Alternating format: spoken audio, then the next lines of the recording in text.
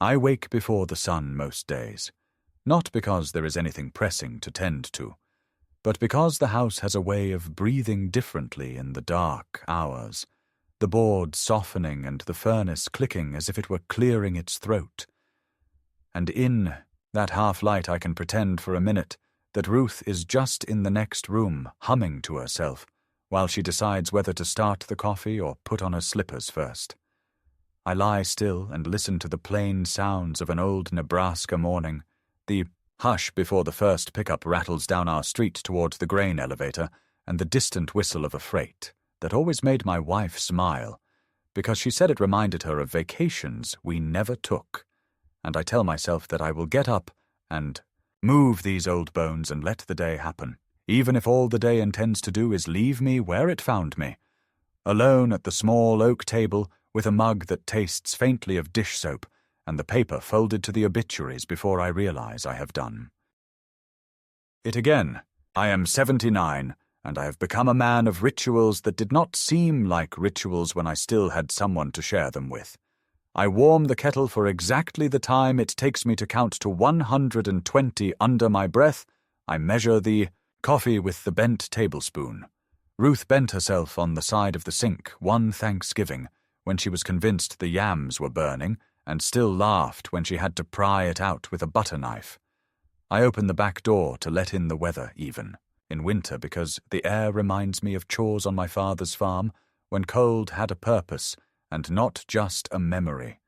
And then I sit and read headlines that mostly make me tired, and I scan for names I know, and for a moment I cannot remember whether the family pictured in a funeral home had once bought raffle tickets from our church, or whether I only think so because grief shapes everything to look familiar. The house is modest, and it is tidy because nothing new comes into it anymore, and what is already here knows its place. There is the recliner that lists a little to the right because I have always sat in it crooked. There is the frame with Ruth's photograph that my son says should be digitized and saved someplace safe, which is a word that sounds to me like a locked cabinet in a room I am not allowed to enter. There is the coat rack with the same 2 sweaters I rotate week to week even, though my closet holds more than I will ever need. And if you asked me whether I am comfortable, I would say yes, because comfort is not the same as joy, and I have learned to live without one while still telling the truth about the other. Church is on Sundays, if my knees will carry me down the 3 steps to the car without that lightning pinch that warns me not to be foolish, and the pharmacist greets me by name and jokes about the football team as if small talk were a duty he performs with kindness, and once a month there is breakfast at the VFW, where we talk about people who have moved away or died as if they were late to a meeting, and we are keeping their seats warm. Afterward I drive the long way past the high school, where my son once ran laps under the glaring lights, and I remember how his breath came out in white puffs one November evening, and how proud I felt, and how I did not say it, because my own father had taught me that a boy's head should not be filled with praise he has not earned twice over, and I think that maybe in that silence there is a seed of what came after, even if it is too simple to pin a whole life on a single moment. My son is named Daniel, though everyone calls him Dan except for me, because I am the one who held the Bible over his cradle and whispered the name like a promise. And if you were to ask an outsider, they would say that we are not estranged in any formal sense. We live in the same town, we have the same dentist, we nod at the same people on the 4th of July, but there has grown between us a carefulness that feels like walking across a frozen pond and listening for the sound of a crack you cannot quite hear, and when we speak on the phone the pauses are longer than the sentences, and when we see each other in person we make lists of practical things we can do together. Change the smoke detector batteries, trim back the lilac, check the water heater, because practical is safe, and feelings are not, and in those lists I sometimes hear the clink of coins as if we were paying toll to cross some invisible bridge neither of us built and both of us resent. After Ruth died, it seemed to me that grief would be the thing to draw us close, that the shared loss would strip away everything else and leave two men who could admit tenderness without shame. But death does not end arguments so much as it steals. The referee, and there were days when I could not tell whether I was speaking to my son or to a version of him I had assembled out of old trophies, stubborn pride, and my fear of being unneeded. He would stand in the doorway looking at the list, magneted to my refrigerator, and ask which items I wanted done first, and I would say something like, "Whatever you think," which is as unhelpful as it sounds, and then he would say he had promised his own boy he would make it to the game on time, and I would nod, and we would both pretend the afternoon had not shrunk to the size of a pill bottle label. There were other complications. Of course there were. Money saved and money spent, a loan I offered without being asked when his contracting business hit a dry patch, and a repayment plan we never wrote down because I still believed in handshakes and he believed in not being beholden. A remark I made about his drinking that came out sour because I was tired and scared after a dizzy spell that turned out to be nothing. An apology he gave that felt like a receipt and not a repair.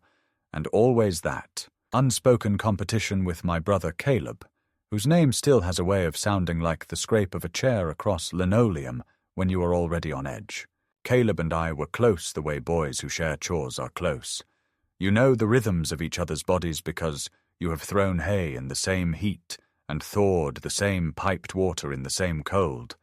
And then life did what it does, and we married. And found work and moved a dozen or so miles from each other and could go weeks without talking, even though our lives would have fit inside the same paper sack. Yet there was a thread I thought would never snap. And when he fell sick last winter and the doctor said the word that makes almost everyone look at the floor,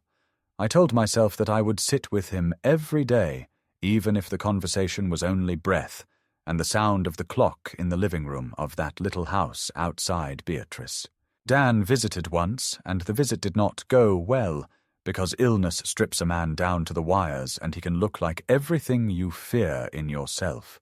And my son has always hated that kind of nakedness.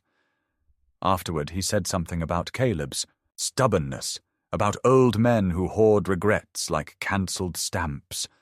And I said that sometimes stubbornness is what keeps your heart beating through the night, and he said that I had never understood the cost of the way my generation carries pain. Like a badge, and I said that his generation thinks a feeling is healed because it has been spoken out loud, and we both stopped because we were getting too close to the marrow. When Caleb died, the weather was that bright, false kind of warm, that comes too early and makes you believe you have earned spring,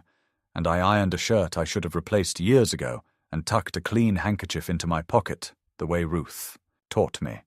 and I braced myself for the peculiar way funerals turn into potlucks of memory, with people serving portions of stories that are half true and wholly sincere.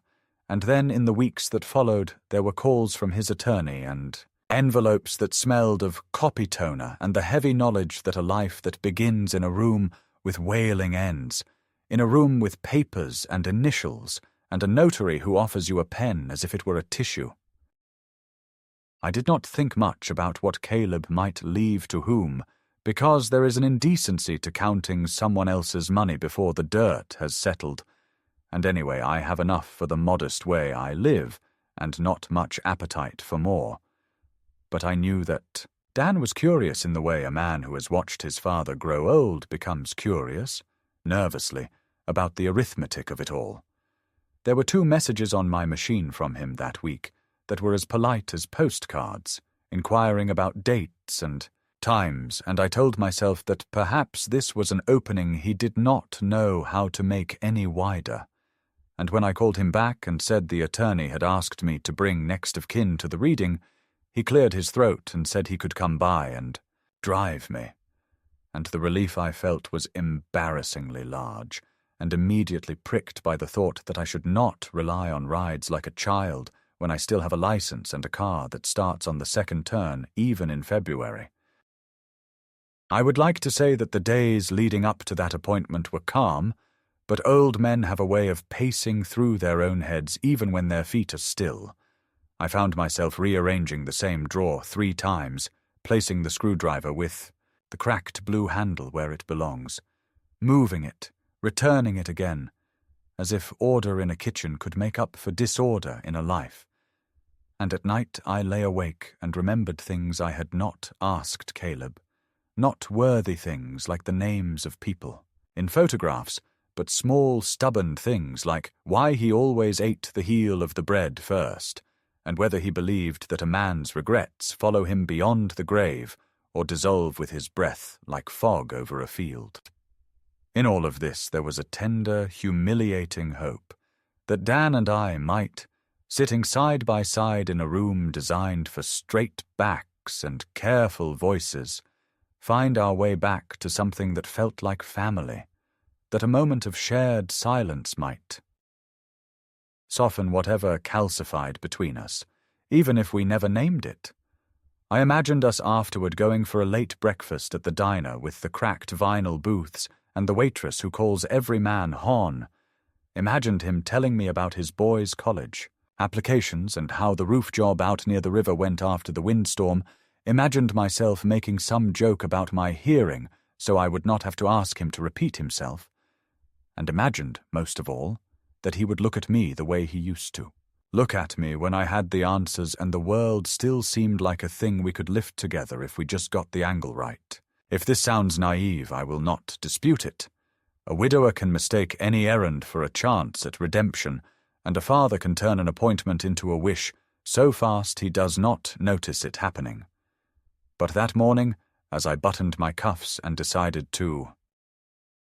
wear the tie Ruth always called my honest blue, I felt as ready as I have felt for anything since she died, as if the day would either mend something or finally tear it clean, and that, too, would be a kind of mercy. The morning of the appointment arrived with that washed-out kind of light that makes even familiar streets look undecided about themselves, and I took extra care with the tie Ruth had called my honest blue, tugging the knot until it sat exactly where a respectful knot ought to sit. And when I heard Dan's truck pull up with the uneven idle, I know as well as my own breath I felt an unreasonable spike of gratitude that he had come for me like a son ought to come for his father on a hard day. And I picked up the folder with Caleb's letters I'd found in the cedar box, because it seemed right to carry some piece of him into the room where his life would be translated into paper and signatures and legally sufficient language that could never sound like him, no matter how careful the attorney tried to be. And as I eased myself into the passenger seat, I told Dan he could take Maple instead of the highway because the lights would be kinder at this hour, which he acknowledged with that clipped little affirmative that does not invite conversation. So we drove in the careful silence of men who do not trust their words to behave, past the shuttered feed store and the diner already half full of men in caps nursing the first coffee of the day, and then the courthouse square where the elm that finally survived Dutch disease throws a shade so wide I always think of a tent revival, and Ruth's hand squeezing mine when the hymn swelled. The attorney's office sat above a long, narrow shop that used to sell shoes and now sells whatever the internet does not, a place of candles that smell like places we have not been, and picture frames that tell you what family should look like when the camera catches them at their best. We climbed the stairs slowly because my knees and because Dan prefers measured speed when he does not know what's waiting at the top, and a young woman with a perfect ponytail and a cardigan the colour of oatmeal opened the frosted door before we could knock, asked our names even though we were the only ones on the landing, and ushered us past a coat tree that held 2 rain slickers and a hat with the dusty dignity of something that used to sit on a better head than mine. The conference room was the sort of room where people use their indoor voices even when they are alone. The carpet a colour somewhere between beige and apology, the blinds arranged so that the light came in polite stripes across the table, and on that table was a bowl of mints sweating in their wrappers like nervous guests, a yellow pad with the attorney's tidy handwriting pressed into it, and a coaster set printed with little Latin phrases I pretended to understand while I tried not to tremble. With the fact of what we were doing there, which was nothing less than letting words close a body I had known since the day we chased each other through our father's corn rows, and came up filthy and proud and scolded as if joy were a misdemeanor. The attorney himself, a compact man with a necktie knot that looked like it had been cinched during an argument, introduced himself as Mr. Ellaby, extended a hand that was dry and decisive, and told us that the reading would be brief because Caleb had been a clear thinker even when illness had driven him to brevity. And as he spoke, I studied the fine wrinkles at the corners of his eyes and the way he referred to my brother as "your late brother Caleb," in a tone that balanced formality and something approaching respect. And for a moment I relaxed, because respect is a thin but serviceable blanket on a cold bench. And I thought, maybe we could get through this without tearing anything that had not already been torn. He began in that steady cadence people who read for a living develop, a cadence that carries the listener even when the meaning wants to smash itself against your chest, and he spoke of debts settled and small bequests to the church where Caleb had tuned the piano before the tremor began, a gift to the volunteer fire department whose pancake breakfasts he never missed. And then he came to the part where the estate, modest but honest as a day's labor, would be disposed of, and I felt Dan lean back as if to give the words room to land, and then lean forward when he realized that the words were landing in a way he had not prepared for, which was the moment Mr. Ellaby said that my brother had directed that the proceeds from the sale of his house and the accounts that bore his name should pass to me, to be used as I saw fit, along with the tin box of war letters and the dog tags he wore on a chain that left a pale mark on his chest long after the rest of the tan had faded, and the tools in the garage which Caleb, in a line that made me smile despite everything, described as broken enough to be familiar, but not so broken a stubborn man can't fix. Them! I did not look at Dan at first, because I wanted to hear the rest without being tugged off course by whatever expression sat on his face, a face I helped shave the first time he held a razor and turned to me because the mirror was not generous. And when the attorney paused to let the sentence find its period, I felt the pull anyway, the silent heat of my son beside me tightening like a belt you have to notch one hole farther than you want. And I turned and saw in him not surprise exactly, and not grief either, but a calculation I have seen on job sites when the bid comes back higher than you expected, and you start counting not dollars, but days and disappointments.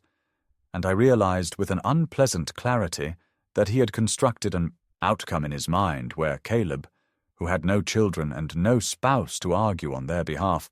would have nudged his future with one last push, that he had built a little story for himself in which he finally got something from the uncles and fathers, who had always told him to be grateful for what he had, and when that story crumbled in a handful of polite phrases, its dust went right into his eyes, and he did not forgive me for standing there without coughing. There was a low mechanical hum in the room, maybe the air handler or the vending machine in the hallway, and over that hum Dan cleared his throat with a sharpness that made the paralegal look up.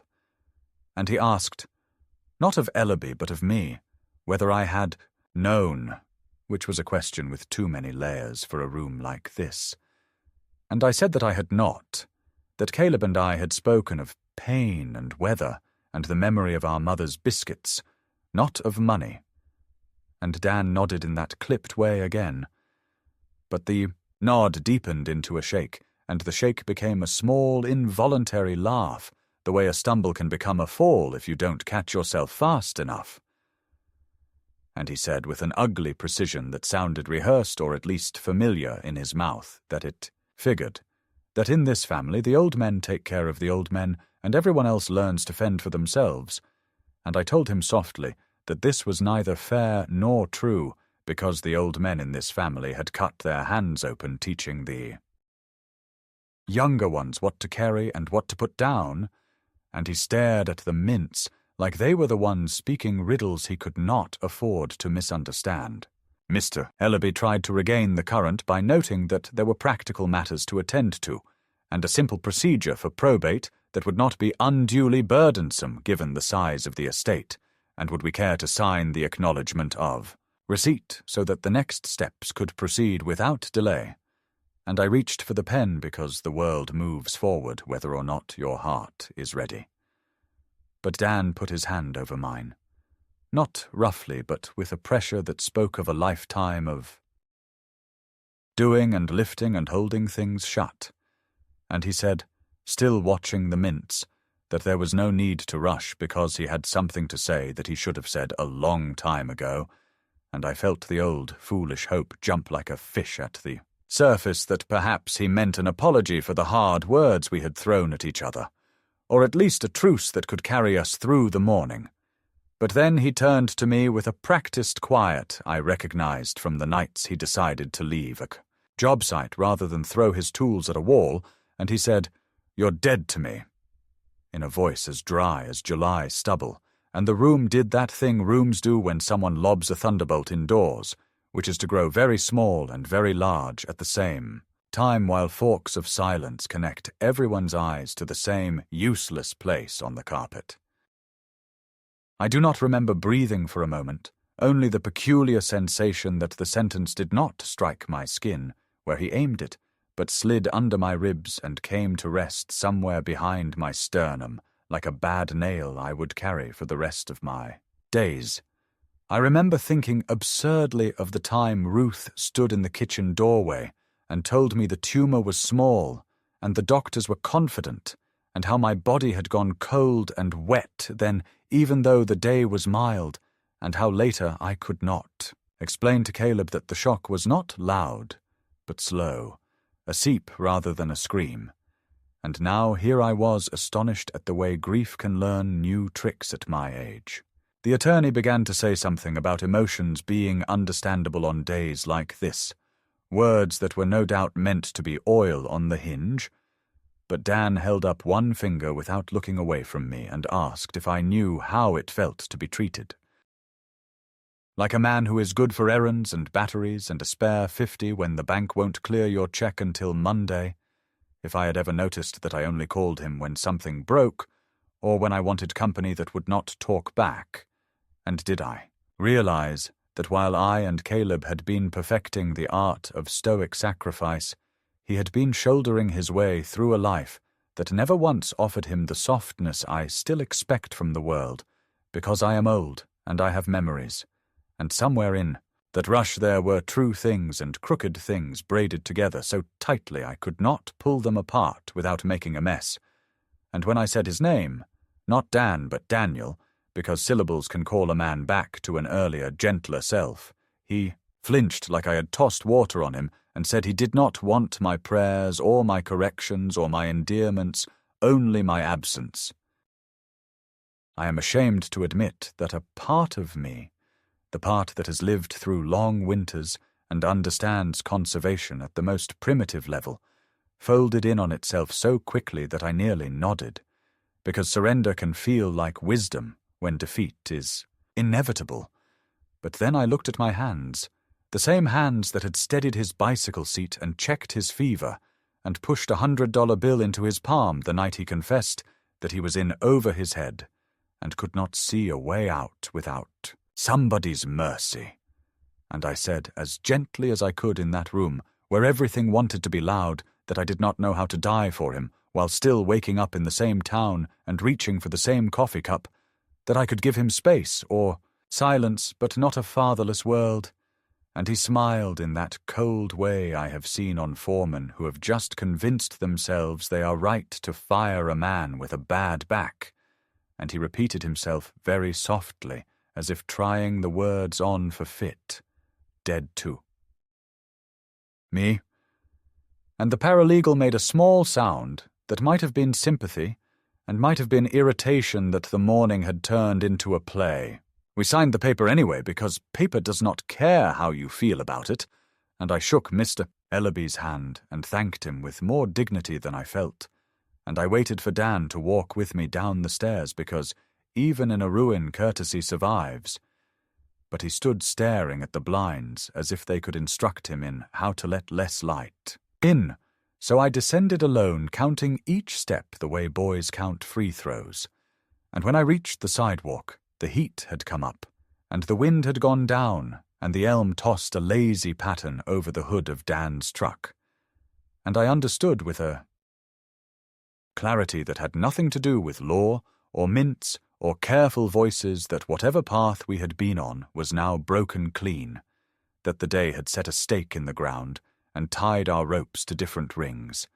and that everything after this would be measured against the sentence my son had chosen to live by. When I left the attorney's office that day, the echo of my son's words stayed lodged in my ears like a splinter that could not be pulled free. And though I told myself I would not let the humiliation settle into my bones, by the time we reached the truck and he unlocked the door without a glance in my direction, I knew the line had been crossed in a way we could never step back from. The ride home was silent except for the rattle of loose tools in the glove box. And the silence was not the kind that allows thinking. It was the kind that presses down on your chest and makes you question every breath you take, as if even breathing too loudly might set off another round of contempt. I stared out of the window at the familiar town that looked suddenly foreign to me, the laundromat with its red neon sign blinking open, though I knew half the machines had been broken for years, the Methodist church with its peeling paint where Ruth had once sung hymns with a voice that made the old women stop fanning themselves, and I felt like a stranger riding through the wreckage of a place that no longer had room for me. When we pulled up in front of my house, Dan did not bother to cut the engine. He just left it idling as though he were delivering a parcel that did not require a signature, and when I put my hand on the door handle to thank him, to reach for some last scrap of civility, he cut me off with a sharp, flat "don't," and that was all. The truck rolled away before my feet had steadied themselves on the gravel drive, and I stood there with the folder of Caleb's letters in my hand like some relic of a better world, watching the dust settle in the tail lights until the road was empty. That night the house seemed to lean in closer, every tick of the wall clock loud enough to feel in my throat, and I tried to busy myself with small chores, wiping down the counter that was already clean, folding the dish rag into a square, and then into a triangle, and then back again. But nothing could disguise the taste of that sentence. "You're dead to me." And the more I repeated it silently, the more it seemed to grow teeth, gnawing at every memory I thought was safe. I poured myself a glass of water and set it down untouched, and when the phone rang I almost leapt at the sound. But it was only one of those recorded voices urging me to change my insurance, and the ordinary cruelty of that timing made me sit down. Hard in Ruth's chair, as though she might still be able to steady me. Sleep was impossible. And so I wandered from room to room, my shadow stretching itself across the old carpet. And in the mirror above the dresser I saw a face I did not recognize, not because it was aged and tired, but because it looked stripped of something more essential, as though a man who loses the respect of his son loses also the outline of who he has been. The first hints of escalation came not the next day, but in the days that followed, when the phone calls started, not calls to me, but calls about me. A neighbor stopped me by the mailbox and asked in a careful voice if everything was all right between Dan and me, because she had heard from someone who had heard from him that I was not doing so well, that perhaps I was confused about my finances, and that maybe I should think about letting him help me sort things out. I laughed weakly and said I was fine, but the laughter rang hollow in my ears, and later that afternoon I overheard two men at the diner talking about how sad it is when old folks lose their grip, how dangerous it can be when they hold on to property and money they don't understand anymore. I knew those words had not sprouted on their own, They had been planted by someone who had a reason to make me look small, and the realization that my own son was the gardener of that poison filled me with a dread I could hardly swallow. When Dan came by the following Sunday, he did not step into the house. He stood on the porch with his arms crossed like a man collecting a debt, and he asked for the keys to Caleb's truck, which had been sitting under my shed since the funeral. I told him gently that Caleb had left those things to me, not out of favoritism but out of trust, and that I intended to keep them as they were until I decided otherwise, and he gave me a smile so tight it looked more like a crack in stone and said that I was being selfish, that Caleb would have wanted the tools and the truck to go to someone who could use them, not rot in the hands of an old man who would never again turn a wrench with real purpose. I said nothing, because I knew that anything I said would be twisted back at me. But inside I felt the slow heat of shame and anger working against each other, one telling me I had failed as a father, the other telling me I was being stripped of my rights like a man already declared absent before the obituary has even been printed. The humiliation grew sharper when I discovered that he had spoken to the attorney behind my back, questioning whether I was of sound mind when I signed the acknowledgement of Caleb's will, and though Ellaby assured me that nothing could change the fact of the papers, the very knowledge that my son had tried to unseat me from my own place in the family shook me deeper than any stranger's insult could have done. It was not just mistrust, it was erasure, the attempt to paint me as a man already gone, a body waiting to be moved aside. That night I sat at the kitchen table and tried to write a letter to Dan, tried to find the words that could cut through his suspicion and bitterness, but every sentence broke down into fragments of apology and accusation, and in the end I tore it up and fed it to the stove flame, because nothing sounded right, nothing sounded like a bridge strong enough to hold us. By the end of the week I was hearing from cousins I had not spoken to in years, calling to ask whether it was true I was planning to spend Caleb's money recklessly, whether it was true I had refused to let my own son help me with my accounts, and I realized that the first small stone Dan had kicked down the hill was now gathering mass and speed, becoming an avalanche of suspicion that would bury me if I did not find a way to stand against it. I looked around my house, the photographs of Ruth in her church dress, the shoebox of Daniel's childhood drawings, the checkbook with its neat rows of figures, and I thought, this is my life, and if I do not protect it, then I have already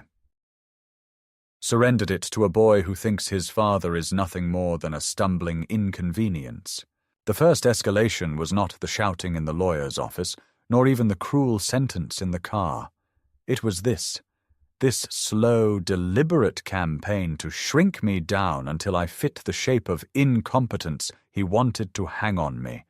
so that when the next battle came, he could point to the rumors and nods of the neighbors and say, "See, it isn't me, it is everyone who knows him." And as I sat there in the dark, listening to the creak of the rafters and the faint rattle of the window against its frame, I realized with a kind of quiet horror that my own son was not only ashamed of me, but preparing the world to accept my disappearance, and that knowledge was heavier than grief,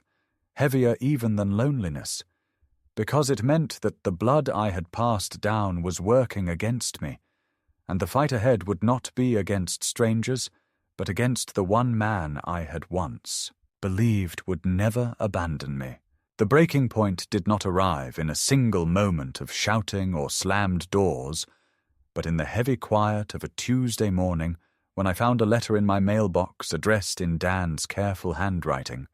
the kind of deliberate strokes he used in grade school when he wanted the teacher to believe he was serious about the assignment. And though I stood in the driveway holding it as though it might burn me, I knew before I opened it that no good would come from what it carried. Inside, on lined paper torn from a pad I recognized from his office, was a note that did not bother with greetings or softening phrases, only a declaration that he intended to contest the will on grounds of undue influence, that he would speak to the court about my decline, that neighbors and relatives could testify to my forgetfulness, my frailty, my inability to manage what had been entrusted to me. And reading those words, I felt the kind of hollow collapse a man feels when a roof caves in and he is left staring at the open sky where once there had been shelter. It was not simply a legal maneuver, it was an accusation that my very existence as a capable man had ended, and worse, it was penned by the hand I had once guided across a page when he learned to write his name. That evening, I placed the letter on the table and sat staring at it for hours, and memories came unbidden, memories I had not summoned in years. The winter when Dan was 10 and nearly lost his fingers to frostbite because he would not come inside from sledding, and how I had sat with him by the stove all night rubbing his hands, whispering that pain meant the blood was still fighting its way back, and the day he stood on a stage at the high school auditorium, clutching a medal from the track. Meet! Searching the crowd for my face until our eyes met, and he broke into the kind of grin that makes a father feel like he has been knighted by the world. All of it came rushing back, not as comfort but as accusation, because how could a boy who once looked at me with such trust now prepare to strip me of my dignity in front of strangers? When Ellaby called to confirm that he had received a notice of Dan's intention, his voice was cautious, as if he feared the words might break me, and I told him calmly that I would appear wherever needed and speak the truth as I knew it. But after I hung up the phone,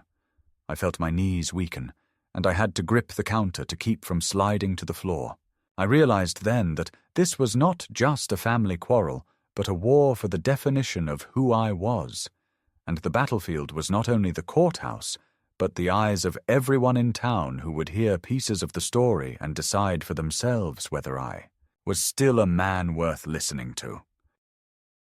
The weeks that followed blurred together with small humiliations that cut deeper than I let on, whispers at church that stopped when I walked by, a banker who offered too much help with my deposit as if he thought I could not add, a cousin's wife who telephoned to ask whether I needed someone to explain the paperwork because these things can get confusing.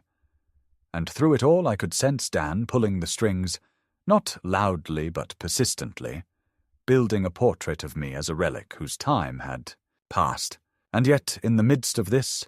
a single unexpected revelation turned the entire conflict inside out, because one evening, as I sat with Caleb's tin box of letters, I found at the very bottom an envelope with my name written on it in Caleb's shaky hand, sealed but never sent, and inside was a message that explained everything. He wrote that he was leaving what little he had to me, not because I needed it more, but because he trusted me to do what was right, that he had considered leaving it to Dan, but could not bring himself to reward a man who, in his words, has already squandered more chances than most men are given, and that he believed I alone would understand that an inheritance is not a prize, but a burden that must be carried with honor. Reading those words, my heart split between sorrow and clarity, because in them was the proof that this was not about favoritism or accident, it was about judgment, and Caleb, who had watched us both for a lifetime, had seen something in my son that I had been too blind or too hopeful to admit. The midpoint of the story was not the courtroom papers or the rumors in town. It was this letter, this unshakable testimony from a dying man, that my son was not the victim he imagined himself to be, but the architect of his own bitterness, and that the inheritance had been left in my hands not to wound him, but to spare him from further waste. That night I did not sleep, but for the first time since the lawyer's office I felt a kind of fierce stillness inside me, as though I had been wandering lost in a storm and suddenly glimpsed the line of the horizon. I knew the path ahead would be uglier than anything yet, that Dan would not forgive Caleb's judgment any more than he had forgiven mine, but I also knew that I would not let his campaign of slander define me. If my son wanted a battle for my very identity, then he would have it, but not with anger or shouting. He would have it with the stubborn clarity of a man who has nothing left to lose except the truth. The days after Caleb's letter did not bring relief so much as a steadier pulse to my fear, because once a man knows why another man chose him, he has to decide whether he will carry that choice without flinching. And knowing that Caleb had seen in me a keeper of burdens rather than a collector of prizes made me feel both honored and cornered, as if the only decent path left was the hardest one, and the world, obliging as ever when it comes to testing a man's resolve, began to tighten its screws. In ways that were small at first, and then suddenly not small at all. The first screw turned when 2 officers from the county showed up on my porch for a wellness check, their hands resting near their belts in that professional way that is meant to soothe but never does, explaining in careful tones that they had received an anonymous call expressing concern that I was becoming confused and might be at risk of exploitation. And while I kept my voice steady and offered coffee I could not swallow, I laid out my pills by day and showed them the neat rows in my check register, and even, God help me, recited the governor's name and the date to satisfy whatever box they needed to tick. And when they left with polite assurances, I stood in the doorway after the screen had slapped shut and understood that whatever came next would not be argued in private, because my son had decided to make my competence a matter for anyone with a badge or a whisper. It would have been enough to endure that humiliation and let it pass, but escalation has a way of arriving like a summer storm that first darkens the sky and then cracks it open, and 2 days later a tow truck rolled slow up my drive, dragging a flatbed behind it like a threat with wheels, and a young man in a branded polo stepped out to announce he had an order from Mr. Daniel to pick up his late uncle's truck and selected tools, waving a piece of paper that looked official from a distance and like a printout from someone's kitchen when I held it in my hand. I told him calmly that the property was part of an estate already acknowledged by the court, and that no one had the right to remove a single wrench without my say-so, and when he shrugged and said he was paid by the hour and could wait while I called someone, I felt the old farmer in me, the part. Raised to speak quietly and carry heavy things, come forward, and I stepped between him and the shed and asked him to leave my land, not with anger but with that cold simplicity men understand, and after a long look he did. But he did not go before, taking 3 photographs with his phone, and I knew to whom those pictures would be delivered. That evening Ellaby confirmed what I already suspected, that Dan had filed a temporary petition to be named my conservator in the interim, citing community concerns and my supposed erratic decisions since Caleb's death, and while the judge had denied the emergency request, he had set a date for a hearing 3 weeks hence, which felt to me like 3 minutes and 3 years at once, because time behaves strangely when your name is dragged into a courtroom to be weighed and measured like an animal at auction. I slept badly and woke worse, and in the half-light between both states, the phone rang with the flat insistence of trouble. A collections office in Omaha asking to verify charges on a card I had never seen, let alone used, and by noon a second call arrived about a hardware store account in my name with a mailing address that matched Dan's shop, and in the rapid, clattering way truth sometimes reveals itself, I understood that squandered chances was not just Caleb's old man judgment, but a ledger of debts my son had been concealing under paint and excuses, and that the campaign to declare me unfit was not only about pride or even inheritance, it was about access, because a man who controls an old man's accounts can plug the leaks in his own sinking boat without ever learning to patch a hull. I went to the bank and told the manager I wanted fraud alerts on every account and a hard stop on any new lines of credit in my name, and she nodded with the kindness small-town people reserve for men who show up dressed in their best shirt for battle, and then I walked down to the post office and rented a box so thick with brass it looked like it could bite a thief, because if Dan wanted to intercept my mail, he would at least have to break a lock to do it. I kept the letter from Caleb in my breast pocket like a talisman, and I took it out in the evenings when the house got too dark too fast, and I would read the lines where he wrote that I was to use the money for good work, not for comfort. And I knew then what good work would mean, because if Dan was determined to cast me as an obstacle between him and the only ease he could imagine, then I would choose to be a different kind of obstacle entirely, the kind a man encounters when he realizes the path he has chosen will never lead him home. I called Ellaby and told him to draft papers placing Caleb's bequest into a charitable trust in my brother's name for scholarships at the Community College Trades Program. Welders, electricians, the sorts of work where your hands earn your pride, and to reserve a separate, modest trust for my grandchildren, payable directly to them for tuition or tools when they asked for it themselves at 18 and older, with no role for their father beyond. Receiving a courteous notice after the fact, and while Ellaby hesitated, knowing what such a move would provoke, I told him quietly that I had been provoked enough for a lifetime, and that a man must sometimes stop arguing with rain and build a dam. Word of the trust did not remain secret for long, because secrets in towns like ours ride around in pickup beds and church bulletins, and one afternoon Dan arrived without knocking, shoulders squared into the doorway like a battering ram, demanding. To know whether it was true, I intended to launder family money through pet students and strangers, and that word, strangers, lit me up, because those strangers were boys I had seen hauling hot shingles off roofs in August, and girls with grease under their nails who could diagnose a sputtering engine by listening to it the way a mother listens to a child's cough. And if my son could look at them and see only, not us, then I had finally located the narrow gate through which his compassion no longer fit.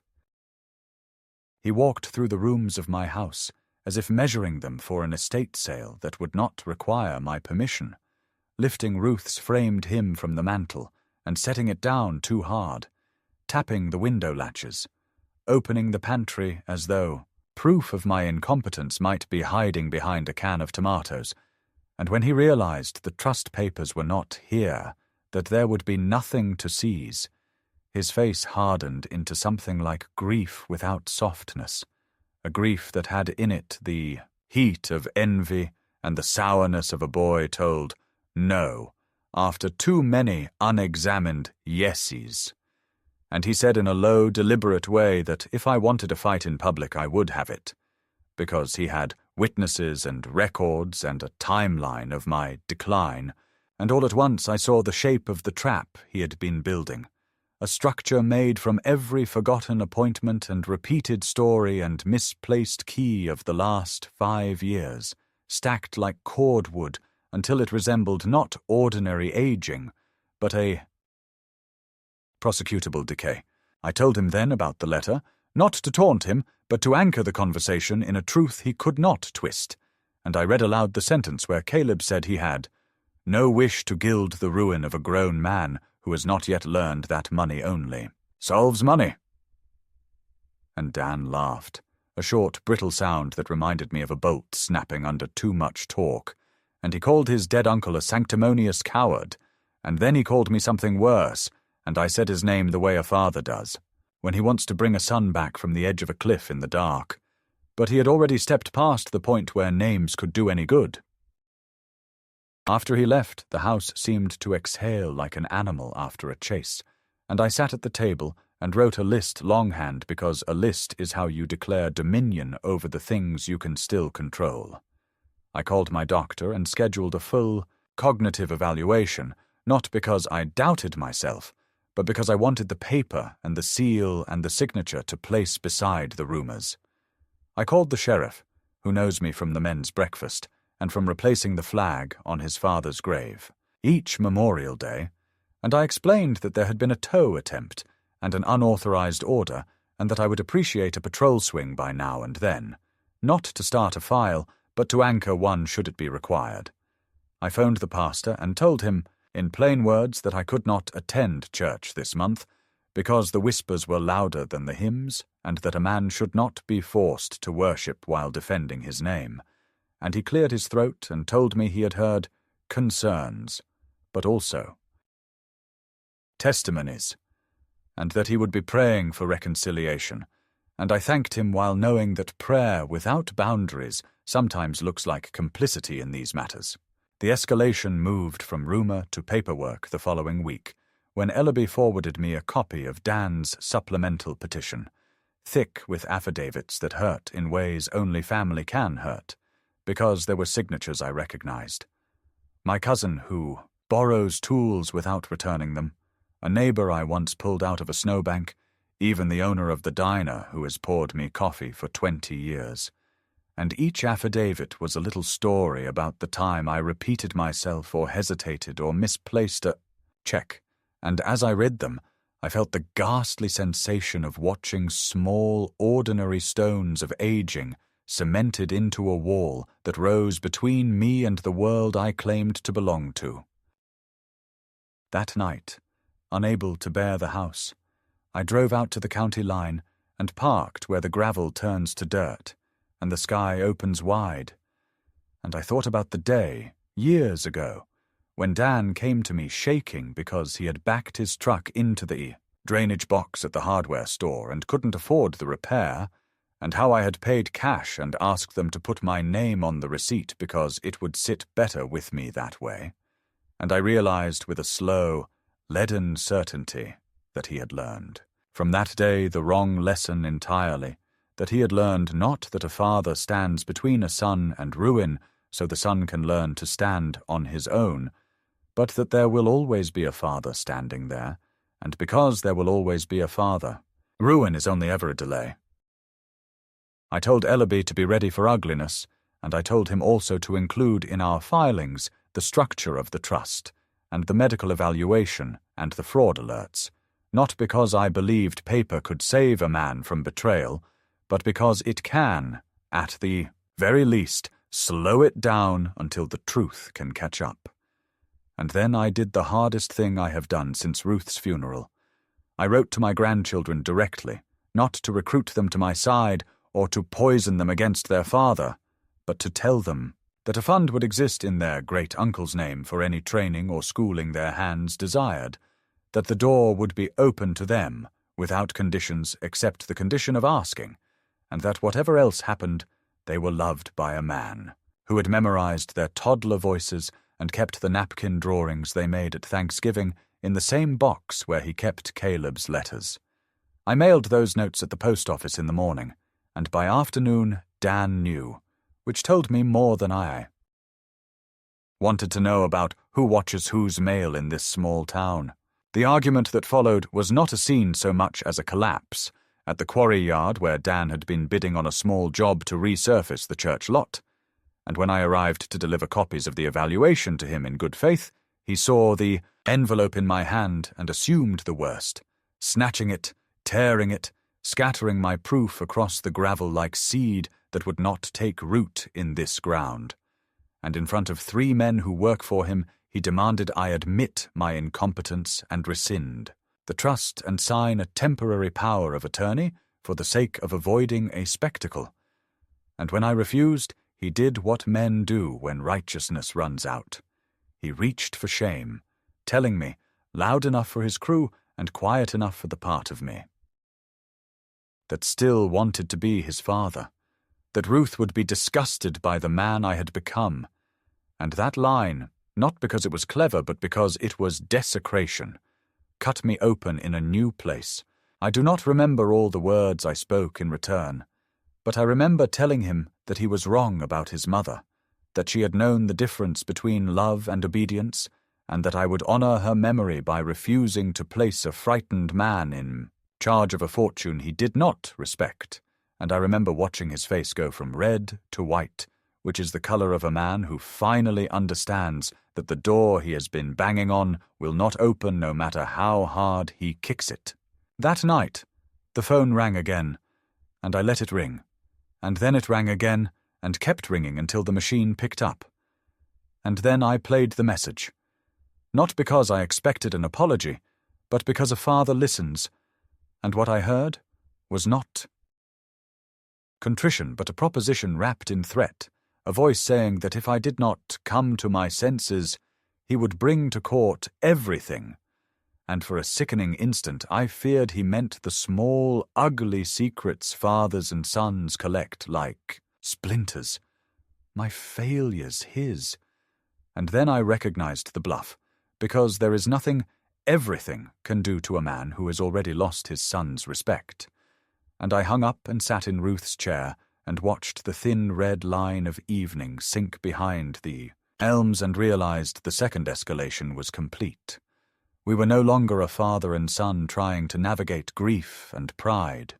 We were adversaries locked in a contest over the meaning of a life, and the only way out was through. The day of the hearing came like a storm cloud that had been building for months, and when I rose before dawn, I felt both as brittle as an old twig and as stubborn as a tree root buried deep in frozen ground, for I knew that this would not simply be a matter of documents and testimony, but the moment when my son and I would stand across from one another as adversaries, and there would be no more space left for illusions of reconciliation. I dressed with care, choosing the same dark suit I had worn to Ruth's funeral, pressing it the night before until the seams looked sharp again,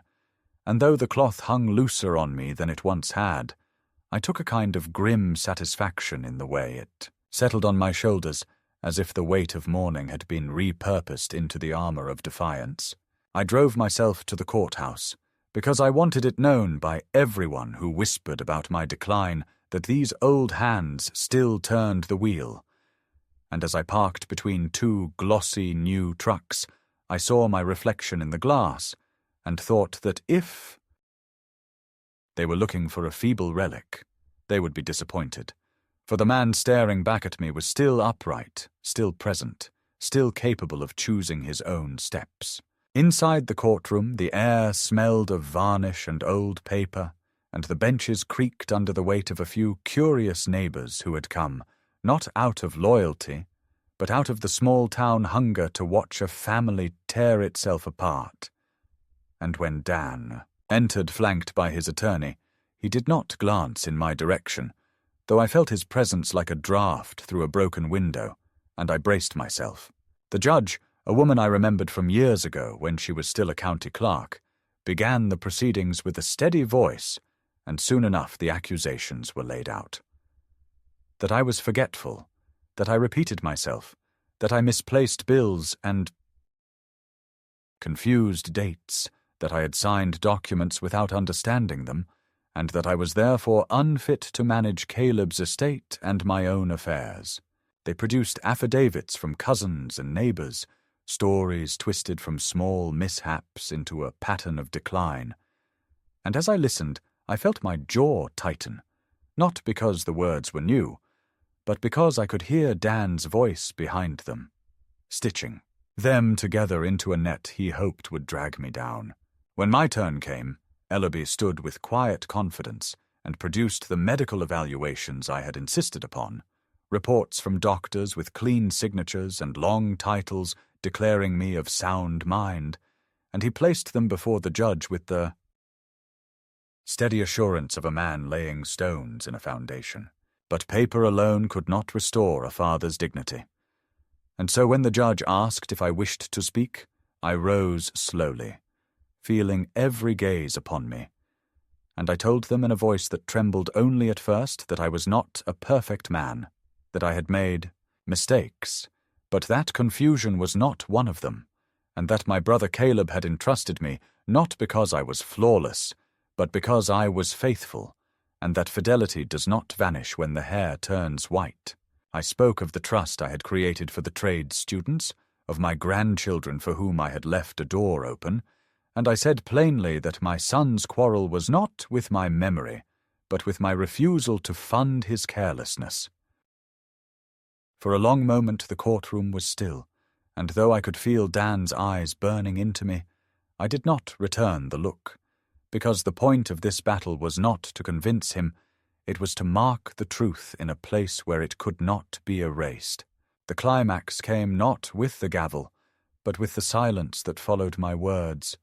for into that silence Dan finally spoke directly to me, not as a lawyer's client or a petitioner, but as a son stripped of pretense, and he said, "You're destroying me too. Save your pride." And his voice cracked on the last word, and I felt the room tilt, because beneath the venom there was a wound. But it was a wound of his own making, and I could not bind it for him. I answered quietly that pride was a poor substitute for a father's love, but that a man who cannot stand on his own 2 feet will never learn the weight of either. And I knew as the words left me that they were final, that no appeal or affidavit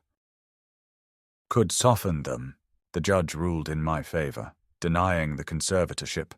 and affirming my right to manage both my affairs and Caleb's trust.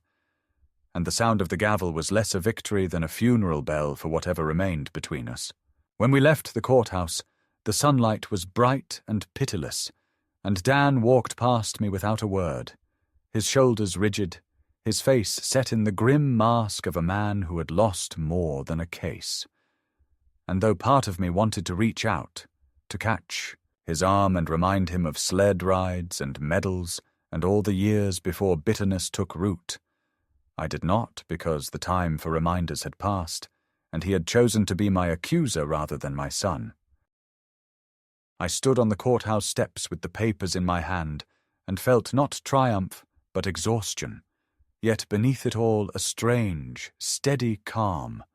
because the fight was over, the verdict was clear, and though the cost was the final severing of the bond between us, there was also a release, as if at last I could breathe without waiting for the next blow. That was the climax, not the sound of a gavel or the murmur of a crowd, but the quiet realization that I had defended my life against the one who should have guarded it, and that though the battle had left me scarred, it had also left me free. I woke the next morning with a kind of emptiness that was not despair, but a room that had finally been cleared of boxes, the dust still hanging but the floor visible at last, and I sat with my coffee at the small oak table and listened to the house breathe and to the faint traffic on Maple as it threaded past the elm like a polite river. And I understood that the worst of the storm had spent itself, not because I had won anything worth boasting about, but because I had stopped surrendering. And that difference, though quiet, is the hinge on which an old life can turn into a new one without anyone outside noticing. I shaved carefully, as if I would be inspected by Ruth's bright eye, and then I drove across town to the community college where the dean, a woman with strong hands and steel-grey hair, had agreed that Caleb's name could hang above a small rack of loaner tools in the welding bay, and we stood together while the instructor fired his torch for the morning class and the first. Sparks snapped like fireflies against the dark curtain, and I told her about my brother's letters and his stubborn generosity, and she nodded in that way people do when they understand the weight of a story, because they have carried their own. And she said the plaque would be simple and honest, the way good steel is, and I felt some part of me settle that had not settled since the day Dan's words cut the room in two. In the weeks after the hearing, the town's tongue grew tired, as tongues do when fed the same rumour without new seasoning, and the pew behind me at church stopped going silent when I stood to pass the plate, and the diner owner poured my coffee, without the too loud offer to help me count my change, and one afternoon the neighbour who had signed an affidavit shuffled to my porch with a lemon pie, and an apology he could barely say, and I told him it was all right because forgiveness is cheaper than bitterness, and I have spent enough for 2 lifetimes. And he cried a little standing there in the smell of cut grass, and I realized how large the shadow of our trial had been when even small men were relieved to step out of it. I met with Ellaby to sign the last pages that made the trust a thing with legs and a spine, and at his suggestion I wrote a letter that would be kept with the papers, not legal but human, explaining that the money was meant to become work and dignity, not a cushion for idleness, and that my grandchildren, if they ever wished to ask, would find a door open that led not to my wallet but to their own future. And I sealed that letter with the same carefulness I had used when I sent Daniel his acceptance check to State all those years ago, the check he never thanked me for but cashed the same day. I did not call Dan, and I did not answer when he called, because the impulse to re-argue a verdict is strong in men who cannot accept that the gavel has fallen. Yet each time his number lit my phone, I felt the old pull of love like a rope across my chest, and I would sit until the light went dark, telling myself that silence is not vengeance, but mercy, when every word we might speak would only add another brick to a wall already too high to climb, and on the rare nights when regret came, prowling, I would read again the line in Caleb's letter that said, "Inheritance is a burden to be carried with honor," and I would fall asleep with that phrase still warm in my mouth like a prayer I could finally believe. The first scholarship checks went out on a windy Thursday, and the dean invited me to watch the students open their envelopes, so I stood at the back of the shop in my honest blue tie, while the instructor handed them out like licenses to breathe. And a narrow-shouldered boy with burnt sleeves looked up at the plaque, and then at me and said, "Thank you," in a voice that had not yet learned to hide its own gratitude, and a young woman with oil on her cheek tucked the check into her boot as if to keep it near the ground, and I felt a fullness I hadn't felt since Ruth sang under the high ceiling of the church at Christmas time, a fullness that had nothing to do with triumph and everything to do with usefulness, which is the closest thing to joy I have left, and perhaps the only kind worth trusting at my age. A week later, an envelope arrived in careful handwriting I did not recognize, and inside was a short note from my granddaughter, formal and a little stiff, thanking me for setting aside funds she had been told about by a friend at school and asking, if it was not an imposition, whether the trust could be used for a certification class in medical imaging, because she thought she might want to see inside people in order to help them heal. And with the note was a small photograph of her at 10 with a crooked paper hat from Thanksgiving, and though I did not know how that picture had come to me, I knew who had taken it, and I sat a long while with it in my hand, not weeping, just letting my heart feel the weight of a bridge that might yet be built by someone who had not helped to burn the last one. I wrote back with a steady pen that yes, of course, that is exactly what the money is for, and I told her that her great-uncle would have liked the idea of a woman using machines to make the invisible visible, and I included a story about how she once drew a turkey on a diner napkin and insisted the tail feathers be counted correctly, and I mailed the letter at the late window so it would leave town before anyone had time to reconsider. I do not pretend that solitude has become sweetness, only that it is no longer a punishment, and while the house still feels too big in the evening and the chair across from me still keeps Ruth's shape like a tide line, I have found ways to fill the hours that do not depend on anyone else behaving better than they have proven they can. And sometimes I drive to the courthouse square and sit under the elm and watch the door where Dan and I became strangers with the same name, and I think about the sentence he chose and the sentence I answered with,